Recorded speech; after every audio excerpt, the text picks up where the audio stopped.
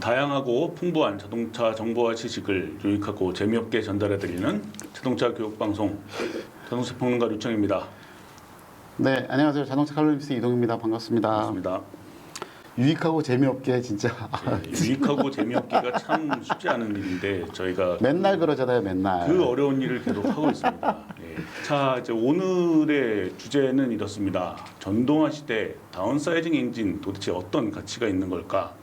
이런 주제를 가지고 얘기를 하려고 하는데요. 오늘은 좀 특별하게 좀 진행이 되죠. 그렇죠. 지금 표지에 보이시는 것처럼 르노 삼성 자동차 마크와 르노 마크가 딱 있지 않습니까? 네. 그래서 이 다운사이징 엔진의 가치가 어떤 거냐에 대해서 좀 특정한 차, 또 특정한 엔진을 갖고선 예를 들어서 좀 깊게 좀 알아보는 시간을 가져보도록 하겠습니다. 우리나라에서 뭐 지금 팔리고 있는 차들도 여러 가지가 있고 아직까지는 좀 전동화가 진행이 되고 있다고는 해도 내연기관이 아직은 좀 대세를 이루고 있죠. 그런 가운데에서도 우리가 경험할 수 있는 다운사이징 엔진이 이렇게 많지는 않습니다. 국내에서 생산하는 그리고 국내에서 판매되는 국내 브랜드 제품 등에서는 뭐 다운사이징 엔진을 경험할 기회가 그렇게 많지는 않은데 특별하게 조금 주목할 만한 차를 내놓는 것이 이제 르노 삼성이라고 할 수가 있기 때문에 뭐 르노 삼성의 차를 가지고 한번 얘기를 해보도록 하겠습니다. 자, 그럼 일단 배경부터 한번 보죠. 네. 한창 좀 자동차가 전동화가 빠르게 진행이 되고 있죠. 아무래도 좀 환경 관련된 그런 이슈들이 있기 때문에 많은 분들이 전동화의 필요성이라든가 어떤 흐름 같은 거에 대해서는 이미 잘 이해를 하고 계실 거예요. 최근에 보면은 뭐 파리 기후협약이라든가 그런 쪽에서도 네. 발표가 된 것처럼 산업화 이전 대비해서 2도씨 올라간 거 정도로 유지를 해야 된다. 그러니까 현재까지 1.5도가 올라갔고 네. 그리고 최근에 이제 발표된 자료들 보면 여기에서 1.5도가 더 올라가서 3도 이상이 높아지게 되면 흔히 말하는 이제 이리버시블 네. 돌이킬 수 없는 상태로 가서 그냥 망한다는 네. 얘기가 나오면서 훨씬 더 최근 들어서 이런 거에 대한 이슈가 올라가고 있죠. 네. 이 전반적으로 좀 지구 온난화라는 게 이제 온실가스 배출하고도 상당히 관련이 많이 있기 때문에 이 온실가스로 주로 얘기되는 게 이제 이산화탄소잖아요. 네. 이 이산화탄소를 비롯한 전반적인 탄소 중립을 이루어야지 이 지구의 온도 상승을 억제할 수 있다. 그런 얘기들이 많이 나오고 있습니다. 인류가 만들어내는 그 탄소의 양 중에서 상당 부분, 뭐 절대적으로 많다고 얘기하기는 좀 어려운 부분도 있지만 어쨌든 대충 듣기로는 한 10몇 % 정도? 네, 13%, 15% 네. 정도가 육상 운송 교통수단에서 나온다고 하는 거고. 네. 그 여하튼 간에 여러 방면에서 탄소를 줄여야 된다는 거가 핵심이 됐고, 그래서 이 탄소 중립을 2050년에서 뭐 2040년으로 가능한 한 빨리 당겨보자라는 게 그렇죠. 목적이 된 거죠. 여러 가지 탄소를 줄이기 위한 노력들은 계속되고 있는데, 자, 그렇다면은 전동화가 진행이 된다고 해서 내연기관이 완전히 사라질 수는 없잖아요. 단시간에. 그 얘기는 저희가 이전 자교방에서도 몇 번 했었고, 그러면 내연기관에서 탄소를 줄이기 위한 노력은 어떤 것들이 필요할까? 그래서 자동차 업계들이 상당히 노력을 그동안 많이 해왔습니다. 그래서 온실가스 배출 억제라는 거를 기본 목표로 삼고, 그래서 일단 연료 자체도 뭐 황이라든가 그런 것들이 빠져 있는 것들을 쓰고, 네. 옥탄 레이트가 좀 높은 것들을 쓰는 걸로 해서 연료도 친환경적인 거를 쓰려고 노력을 했고, 그리고 거기에는 디젤 같은 경우도 뭐 바이오 디젤을 5% 이상 섞는다거나 네. 그런 식으로 해서 탄소 배출량을 줄이려고 노력을 했고, 그 다음에 이제 대중적으로 알려져 있는 거는 모터와 배터리가 달린 차 혹은 뭐 수소연료 전기차 같은 거를 써서 실제로 이산화탄소 배출을 차 단위에서 안 하게 되는 네. 그런 전동화 얘기들을 또 했고요. 그리고 이제 내연기관도 고효율 엔진을 만들기 위해서 굉장히 노력을 했죠. 그렇죠. 뭐 친환경 연료 같은 경우에는 뭐 아까 말씀하셨던 바이오 연료 같은 것도 있지만은 실제로 그 탄소 배출도 적고 그런 이산화탄소를 가지고 원료를 사용하는 그런 어떤 합성 연료에 대한 개념들도 많이 나오고 있죠. 그런 부분들도 있고 전동화는 뭐 이렇게 잘 알려져 있다시피 뭐 마일드 하이브리드, 뭐 마이크로 하이브리드도 있고요. 플러그인 하이브리드, 풀 하이브리드, 그리고 뭐 순수 전기차, 네. 수소 전기차 이렇게 아주 다양한 기술들이 만들어지고 있습니다. 고효율 엔진 같은 경우에도 전체적으로 좀 그 연료 소비량을 줄이고 그 연료가 타면서 나오는 탄소를 줄이기 위한 그런 다양한 기술들이 엔진 기술의 접목이 되고 있는 그런 상황이고요. 그래서 그런 노력들 중에 하나로 나온 게 대표적인 거가 다운사이징인 그렇습니다. 거죠. 그러니까 자연흡기 대배기량 엔진을 다기통 대배기량 엔진을 그러니까 기통수를 줄이고 배기량을 줄이는 대신에 과급을 하는 형식으로 해서 네. 비슷한 정도의 출력을 내는. 네, 그러니까 출력은 비슷한데 배기량이 줄어들었으니까 같은 출력 대비해서 연료 소모량이 줄어들고 네, 연료 소모량이 줄어든다는 거는 역시 마찬가지로 이산화탄소 배출량이 줄어든다는 거니까 그렇습니다. 그런 식으로 온실가스 배출을 억제하는 노력들을 해온 거죠. 네, 네. 근데 이 다운사이징이라는 개념이 사실 1990년대 후반부터 등장을 했다라고 아시는 분들 많이 계신데 실제로는 그보다 더 전에도 이미 한번 다운사이징이 굉장히 이루어진 오래됐죠, 적이 사실은. 있습니다. 네. 이미 1970년대가 사실 다운사이징이 처음 시작됐다라고 얘기를 할 수가 있을 것 같은데요. 1970년대에는 이 석유파동이라는 아주 어떻게 보면 좀 정치적인 게 엮여 있는 그런 배경이 되는 그런 사건이 원인이 돼서 다운사이징이 거의 강제적으로 그렇죠. 이루어진 그런 시기가 있었습니다. 연비 규제 그때 처음으로 연비 규제 생기고 네. 배출가스 규제 같은 거 나오기 시작하고 막 그랬었죠. 네.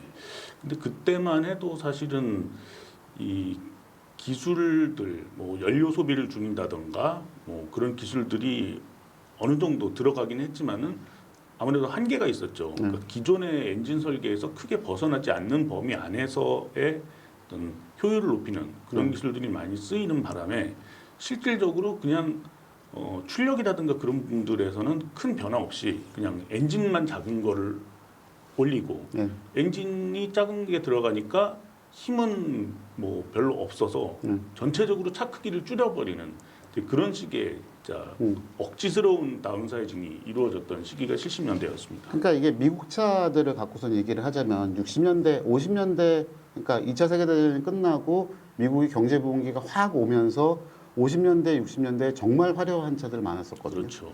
근데 그 차들이 이제 오일 쇼크가 오면서 작살이 나면서 다들 사라지고 나니까 네. 그 시점대에서 70년대 초반, 60년대 후반부터 70년대 초반에 나왔던 미국산 소형차들을 보면 진짜 못생겼어요. 그렇습니다. 그러니까 기본적인 플랫폼은 큰 차의 플랫폼을 거의 그대로 쓰면서 그냥 크기만 줄여버리니까 원래 미국 차들 한참 전성기 말씀하셨던 뭐 60년대, 70년대 그때 차들은 그냥 뭐 속된 말로 쭉쭉 빵빵 했잖아요. 머슬카도 사실 그때 등장을 했었던 거고. 근데 그런 차들을 만들었던 뼈대를 가지고 줄여버리니까 이상한 차들이 나올 수밖에 없는 거죠. 그래서 못생긴 차의 대명사라고 하는 레몬카라고 하는 것도 사실은 그 시점에 얘기가 나왔었고 그렇죠. 그 뭐예요? 그 애니메이션 카의 카3인가? 가 아마 그런 얘기일 거예요. 네. 그때 그 친환경 연료를 쓰는 그거 아마 레인지로버 구형을 이 악당으로 나오는 그리고 그 밑에 돌아다니는 그 악당의 그 빌런의 수하로 쓰이는 애들이 다 그때 만들어진 네. 그 못생긴 미국 차들이죠. 네, 아무튼 그런 시기가 있었습니다. 근데 그 이후로 석유파동의 그 문제들이 조금씩 사라지고 다시 기름값 떨어지고 그러면서 조금씩 더 큰 차들이 나오기 시작을 했는데 그러던 와중에 1990년대 들어서 이슈가 됐던 것들이 이제 환경 규제. 네. 그러니까 그때부터 이미 지구 온난화에 대한 얘기들이 나오기 시작을 하면서 조금 더 친환경적인 차를 타야 된다. 효율이 좋은 차를 타야 된다. 그런 여론들이 생기면서 본격적인 다운사이징이 그때부터 시작이 된 거죠. 네. 그래서 그게 결국은 뭐 미국 캘리포니아 주에서 제로 에미션 비클법이 발효가 된다거나 네. 그래서 로우 에미션 비클이라든가 하는 것들이 거기서 시작되면서 아 이거 어떻게 됐든 간에 배출가스를 줄인 차들을 내놔야 되는구나 네. 라는 게 화두가 시작이 됐고 그렇죠. 그러면은 엔진 출력을 어떻게 높일 거며 하는 기술적인 발전이 사실은 그때부터 시작된 거죠. 그렇죠. 한편으로는 1990년대 중반에 이제 도요타가 프리우스라는 하이브리드 모델을 97년에 내놓으면서 네네. 그러니까 좀 친환경적인 기술을 썼다. 그리고 효율을 높이기 위한 첨단 기술을 그 내연기관에 반영을 했다 그런 걸로 내세워서 상당히 큰 이슈가 되고 노후대하에 어떻게 보면은 좀 핵심 기술처럼 자리를 잡았는데 이제 유럽 쪽에서는 좀 다른 방향으로 흘러갔던 것들이 내연기관을 가지고도 효율을 높이는 기술을 접목을 시키면은 충분히 그 환경 규제라든가 그런 분들을 충족을 시킬 수 있다. 그런 흐름이 이어지게 된 거죠. 그래서 다운사이징이라는 엔진 얘기가 나왔었는데 그거를 사실상 자동차 회사들 입장에서는 라이트 사이징이라고 얘기를 해요. 네, 그렇습니다. 그러니까 무조건 그러니까 이게 앞에서 얘기한 것처럼 70년대에 무조건 사이즈를 줄였던 그 의미가 아니라 네, 출력이라든가 환경 규제를 충족을 하면서 충분한 성능까지를 같이 갖고 있어서 이거는 라이트 사이징으로 내려온 거다, 네. 맞춘 거다라는 개념으로 정리가 좀 바뀌었죠. 네. 지나친 것들을 그러니까 과잉스러운 면들을 좀 줄임으로써 알맞은 그런 힘과 어떤 크기 이런 것들을 맞출 수 있는 그런 기술로서 이제 라이트 사이징이라는 얘기가 나오게 됩니다. 그래서 이거 얘기를 하면서 가장 중요한 거가 지금까지 얘기했던 것처럼 어쨌든 친환경 하는데 친환경이라는 거의 의미를 사실은 한번 다시 정확하게 정리를 할 필요가 있다고 좀 봐요. 네, 우리가 친환경이라고 생각하면 이걸 생각을 많이 하죠. 네, 네, 제로 무배출. 에미션, 네, 무배출. CO2를 아예 내보이지 않는 제로 에미션 비클들을 친환경차다라고 생각을 하는데 실제로는 그러니까 저배출, 로우 에미션 같은 경우도 친환경차에 속합니다. 그렇죠. 이게 왜 그러냐면 앞에서 저희 시작할 때 처음에 얘기했던 것처럼 전기차 좋죠. 근데 전기차가 좋긴 하지만 전기차가 지금 내연기관차하고 같은 가격대로 팔릴 수 있는 것도 아니고 네, 또 같은 성능을 낼 수 있는 것도 아니고 그렇습니다. 뭐 그게 뭐 현실적으로 충전이 됐건 뭐 배터리의 가격이 됐건 모터의 가격이 됐건 복합적인 이유가 됐든 어쨌든 결론적으로 보면 소비자 입장에서는 선택할 수 있는 폭이 없는 게 사실이거든요. 다른 한편으로 생각을 해보면은 뭔가를 얻기 위해, 그러니까 저공해 친환경이라는 걸 얻기 위해서는 뭔가를 희생을 하지 않으면 안 되는 그런 선택이 되는 거죠. 예. 그래서 그런 것들을 벗어나면서 현실적인 친환경이라고 생각을 해보는 거가 그거는 내가 지금 어떤 차를 고르는 입장에서 진짜로 그래도 그나마 덜 환경에 영향을 미치는 저배출차를 선택할 수 있는 소비자가 선택할 수 있는 현실적인 친환경차가 뭐냐라는 거를 고민을 할 수밖에 없는 거가 되는 거죠. 그렇습니다. 당장 저만 해도 전기차를 사고 싶어도 좀 가격 면에서 좀 부담스러운 그러면서도 뭔가 실용성에서는 희생을 하고 싶지가 않거든요. 그래서 선뜻 물론 돈이 없어서 그런 것도 있긴 하지만 선뜻 전기차를 좀 고르기가 좀 어려운 그런 측면이 있습니다. 그래서 이게 어쨌든 전동화가 대세고 추세라는 거는 맞더라도 네, 그 자동차 회사들이 신차를 내놓으면서 전동화 모델들을 완전 전동화 모델로 판매를 하겠다고 전환한다는 시기가 대부분 2025년, 네. 뭐 2030년 그렇거든요. 그렇습니다. 그럼 무슨 얘기냐? 2021년은 올해서부터 뭐 25년이라고 하더라도 앞으로 4년 동안 나올 새 차는 다 내연기관 차란 얘기예요. 네, 기본은 내연기관 차란 얘기거든요. 그러면 그 내연기관 차들을 그동안에 만들었던 것처럼 똑같이 만들 수 없으니까 그 차들은 당연히 로우 에미션 비클로 나올 수밖에 없는 거고. 그렇습니다. 그러면 친환경 한다면서 왜 내연기관 차 내놓냐라고 비난할 일이 아니라 그 차들을 사는 게 현실적인 거라는 거죠. 네.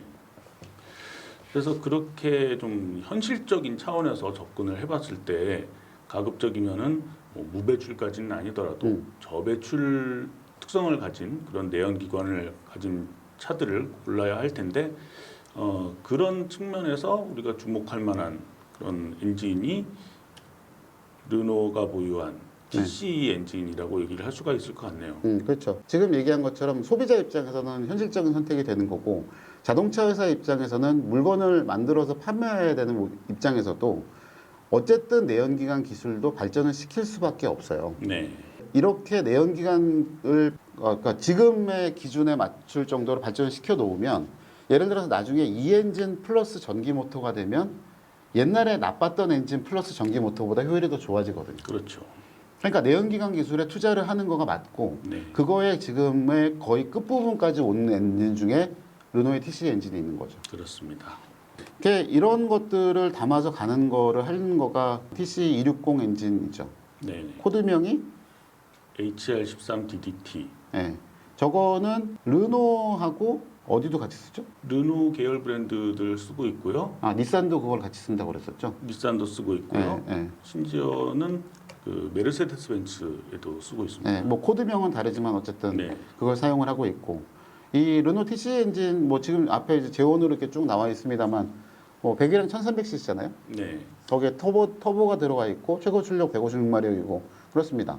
여기 나와 있는 숫자가 2022년 르노 삼성 SM6에 올라가 있는 숫자인데 네. 그러면 SM6라고 하는 차, 그 중형차를 기준으로만 얘기를 해보더라도 네. 사실은 중형차라고 하면은 그냥 우리 머릿속에 생각하는 거는 2000cc 4기통 엔진이고 네. 거기에 뭐 5단, 6단 자동 변속기를 얹어서 타고 네. 있는 거고 그 차들 출력이 저거예요. 비슷해요.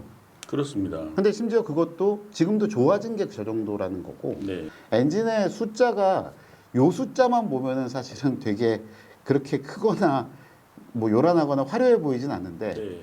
다른 엔진들이나 그 흘러온 과정을 보면 사실은 아 이거 충분한 엔진이구나라는 생각이 들기는 하죠. 그렇습니다.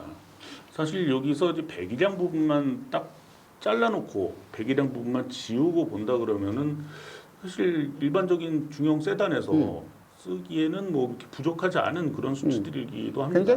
굉장히 일상적인 수준이에요. 네, 그렇습니다. 일반적인 수준인 거죠. 예. 그러면서도 뭐 복합 연비 예. 또 뭐 준수한 수준이고요. 네. 이산화탄소 배출량이 좀 적다라는 이 부분은 좀 눈여겨 볼 만한 부분이기도 그렇죠. 합니다. 같은 그게 결국은 아까 계속 나왔던 라이트 사이징, 다운 사이징, 라이트 사이징의 가장 큰 장점이죠. 네, 네. 그러니까 어쨌든 출력이 같다고 하더라도 배기량 자체가 작으니까 예. 그 안에서 태우는 연료도 적고 그러면 당연히 이산화탄소 배출량이 적어도 제가 기억하기로는 2000cc 자연흡기 엔진이 150g 이상으로 알고 있는데 그거보다도 한 2-30g 정도는 줄인 상태가 되는 거죠. 그렇습니다. 그리고 특히나 또 고속도로 연비는 상당히 뛰어난 편이죠. 고속도로 연비 물론 뭐 요즘에 뭐 하이브리드가 좀 많이 나와서 네. 가솔린 하이브리드 나와서 걔네들 고속도로 가보면 뭐 18km, 19km 나온다 뭐 그런 얘기들 하는데 네. 이미 공인 연비로 고속도로 연비가 16km가 나오는 차들이 있고 그게 또 내연기관만으로도 이렇게 된다는 것도 사실은 굉장히 의미가 있는 거죠. 그래서 이 엔진이 물론 여기는 SM6 기준입니다만 어느 차에 올라가느냐 보면 이렇게 세 개 차종에 올라가고 있죠. 네. 물론 이제 그 이 엔진이 뒤에서 설명을 드리겠으면 뭐 다임러랑 합작에 의해서 만들어진 거긴 한데 아직까지 이 엔진은 그 국내 수입되는 벤츠의 차종에는 올라가고 있지는 않잖아요. 네, 그렇습니다. 근데 그 유럽 쪽에서 판매되고 있는 뭐 A 클래스, B 클래스 뭐 그런 쪽에는 올라오고 있고요. 계속 쓰이고 있죠. 그래서 이게 보면 어쨌든 지금 이게 르노 삼성에서 판매하고 있는 요 차 세 차종의 그 주력 엔진이라고 사실은 봐도 저는 크게 무리가 없다고 봐요. 네, 그렇습니다. 그리고 뭐 르노 삼성 차들뿐만 아니라 뭐 르노 계열 다른 브랜드 차들에도 많이 들어가고 있고요. 심지어 닛산 차에도 쓰이고 있는 걸로 그렇죠. 그렇게 알고 있습니다. 자, 그래서 엔진 얘기만 하면 지루하니까 그래서 타봤습니다. 실차를 타본 거에 대한 얘기들을 말씀드리는 건 처음인 것 같기는 한데 네, 저희도 굉장히 신선하긴 합니다. 네, 네. 그래서 SM6를 실제로 요 엔진을 TC 260 엔진을 얹은 차를 저희가 타봤어요. 그래서 타봐서 시내 주행도 해보고 그다음에 멀리 장거리도 한번 갔다 왔거든요. 네. 그거 영상 한번 보시죠. 가다서기를 반복하는 구간이 조금 이어질 것 같은데 일반적으로 차를 쓰다 보면은 아무래도 출퇴근이라든가 그런 경우에 이런 구간을 경험을 많이 하게 되죠. 이런 부분에서는 뭐 연비는 당연히 뭐 나쁠 수밖에 없지만 아무래도 주행 감성이 차의 좋고 나쁨 평가하는 데 좀 영향을 끼칠 것 같은데 그런 부분들을 좀 살펴봐야 될 것 같습니다.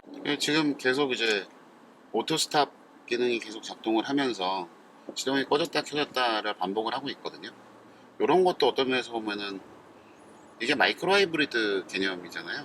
그렇습니다. 스톱 스타트 기능이 정지하고 있을 때 공회전을 줄여서 연료 소비를 줄이고 이제 배출가스를 줄이는 그런 역할을 하게 되죠. 예전에 연구 결과로는 뭐 7% 정도? 네, 그러니까 디젤 엔진 기준으로 해서는 7% 정도의 절감 효과가 있다고 하니까 그것도 도움이 되긴 하죠. 자, 그래서 지금 밀리는 도심 구간을 계속 꾸역꾸역 가고 있고요. 지금 저희가 운전하는 거는 뭔가 어떤 다른 특별한 기술을 사용하는 게 아니라 그냥 교통 흐름 따라서 앞차 가면 가고 멈출 때 멈추고 끼어들 때 끼어들고 밟을 때 밟고 있는 그런 일상적인 운전을 하고 있습니다. 얘가 공인연비가 어떻게 돼요? 공인연비는 지금 타고 있는 차가 TC260의 RE 등급입니다. 최상위 등급은 아니지만 약간 상위 등급에 해당되는 네. 트림이고요. 복합연비는 13.3km/L, 네. 도심연비가 11.9km/L, 네. 그리고 고속도로 연비가 15.7km/L입니다. 사실 이전 페이스리프트하기 전 SM6 같은 경우에는 좀 평범하다기보다는 좀 특별한 쪽에 가깝다라는 얘기를 많이 듣기는 했는데, 그렇죠. 이제 주로 이제 디자인 때문에 네, 그런 얘기를 많이 했었죠. 근데 주행 감각 측면에서는 좀 특별하다라는 얘기들이 있으면서 그 특별함이 조금 부정적인 특별함으로 받아들여지는 그런 케이스들이 상당히 많이 있었습니다. 페이스리프트 이전의 SM6와 비교를 하면 조금은 더 보편적인 소비자들의 성향에 알맞게 좀 더 조율을 한, 그래서 긍정적인 측면의 어떤 무난함에 더 가까워진 그런 느낌이라고 할 수가 있겠네요. 네. 그래서 작년에 차 페이스리프트 모델 나왔을 때 그때 사실은 인제 스피디움 가서 시승도 해보고 또 그 근처 도로를 달리면서도 타봤었잖아요. 네, 꽤 많이 개선됐다, 좋아졌다. 그러니까 그 전 초기형에 비해서 약점이라고 할 부분들이 많이 바뀌었다라는 거는 그때도 확실히 얘기를 했었던 거거든요. 기본적으로 주행 모드는 세 가지를 바탕으로 하고 있습니다. 연료 소비를 줄이고 효율적인 측면을 강조를 하는 에코 모드가 있고, 일상적인 편안한 주행 감각을 느낄 수 있는 컴포트 모드, 그리고 조금 더 스포티한 주행 감각을 만들어주는 스포츠 모드가 있습니다. 그리고 여러 가지 주행과 관련된 부분들의 특성들을 개별 설정을 할 수 있는 멀티센스 모드가 네. 있고요. 그래서 어떤 면에서 보면 아까처럼 이렇게 그러니까 지금도 마찬가지긴 합니다만 계속 밀리는 길을 가면 에코 모드를 넣어도 사실은 그게 정답이죠. 그렇죠. 네, 에코 모드를 선택을 하고 그냥 여기서는 어쨌든 연료 소비를 가져가는 줄일 수 있는 상태로 가도 뭐 흐름을 따라가는 데는 전혀 문제가 없으니까 그렇습니다. 그게 정답이긴 한데 뭐 매번 그렇게 바꿔갖고선 하시는 분이 많지 않으실 테니 네. 그냥 지금 저희는 계속 컴포트 모드로 주행을 해보도록 하겠습니다. 참고 삼아서 말씀드리면은 이렇게 좀 가다서기를 반복하고 전반적인 주행 속도가 느린 상태에서는 에코 모드로 주행을 하시는 게 운전하기에도 더 편안한 그런 느낌이 듭니다. 가속이 이렇게 갑자기 빠르게 이루어진다거나 그런 것들이 없이 전반적인 조작에 좀 부드럽게 반응을 하기 때문에 그렇죠. 예, 느린 속도로 이제 움직이는 이런 상황에서는 운전을 좀 더 부드럽게 하실 수 있는 그런 방법이기도 합니다. 그래서 그거는 엔진 반응도 그렇지만 변속 패턴도 네, 조금 더 느리게 천천히 그러고 가능한 한 높은 기어 단수를 사용을 해서 이렇게 회전수를 낮게 쓰는 방식으로 가고 부드럽게 운행을 할 수 있기 때문에 뭐 어떤 면에서 보면은 이제 운행 패턴에 따라서 시내 주행을 많이 하시면은 그냥 에코 모드를 놓고 타셔도 네. 그게 가장 좋은 선택이 될 수 있는 거죠. 그 듀얼 클러치 변속기에 대해서는 뭐 이미 좀 많이 알고 계신 분들도 계시지만은 기본적인 구조 자체는 이제 수동 변속기와 거의 비슷하잖아요. 그리고 클러치를 어떻게 작동을 시키느냐 그런 부분들이 좀 차이가 있는 건데, 그런 부분에서는 어떤 수동 변속기의 효율성 그리고 자동 변속기의 편리함을 결합한 그런 기술이 듀얼 클러치라고 할 수가 있습니다. 그래서 효율적인 측면에서는 어떤 수동 변속기의 특성들이 나타나기도 하고, 변속의 충격이 적다든가 변속할 때 이제 클러치 조작을 따로 하지 않아도 되는 그런 측면에 있어서는 운전의 편리함을 더하는 그런 기술이기도 하고요.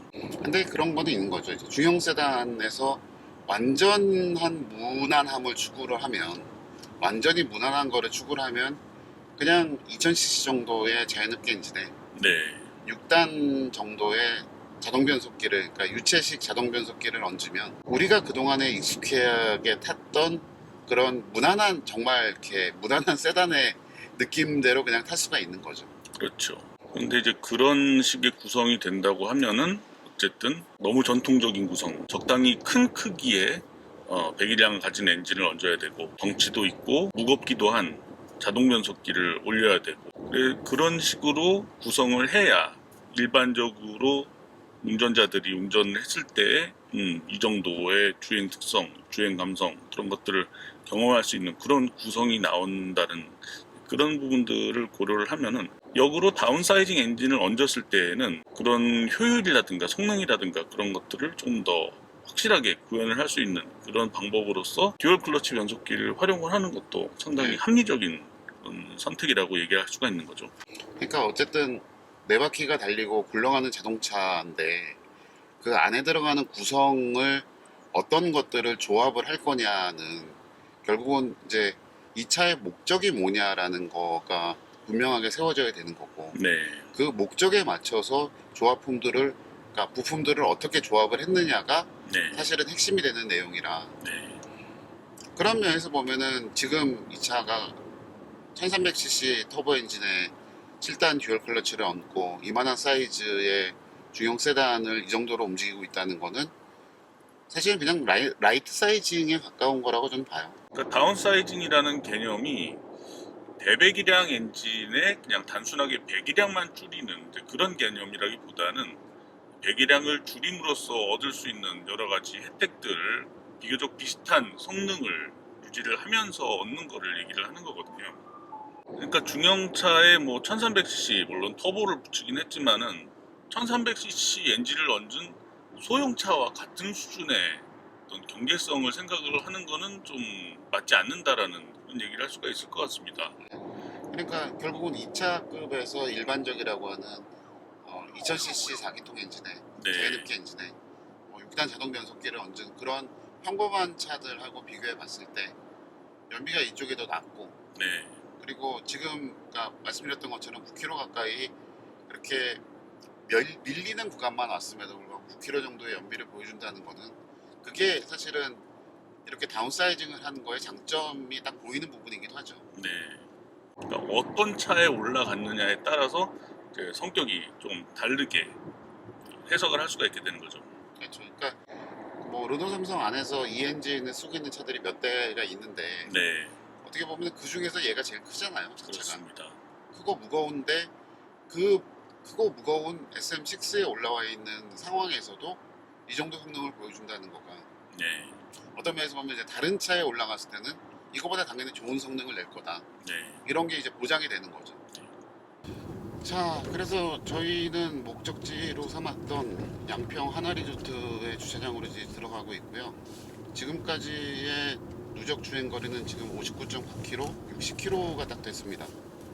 그러니까 이제 주행했던 내용들을 쭉 보면 이제 초반 10km는 한남동 그쪽과 시내 구간을 빠져나오느라고 올림픽대로 정체 구간 등등 해서 한 평균 속도 15km 정도가 되는 굉장히 많이 밀리는 길을 10km 정도를 달렸고 그 다음에 나머지 한 50km 정도는 국도를 달렸으니까 뭐 한 60에서 80km 정도로 왔다 갔다 하면서 그러면서 정속 주행에 가까운 지구로 왔다 갔다 했고요. 그런 상태에서 지금 누적 주행 연비는 16.5km/L가 나왔습니다. 그래서 시내 주행 구간에서 6km 정도가 찍혔던 거하고 9km 정도가 찍혔던 거에서 비교해 보면 굉장히 많이 올라갔죠. 그래서 요거를 평균적이라고 생각을 해보면 일반적인 시내 주행 상황, 아까 말씀드린 것처럼 그렇게 완전히 밀려서 오는 상황이 아니라고 하면 대충 한 12에서 13km 정도? 그러니까 공인 연비로 얘기했었던 13km대는 아주 무난하게 나올 거라고 생각을 하고요. 또 이제 주행 환경에 따라서 그거보다도 더 높게 나올 가능성도 사실은 있다는 느낌이 드네요.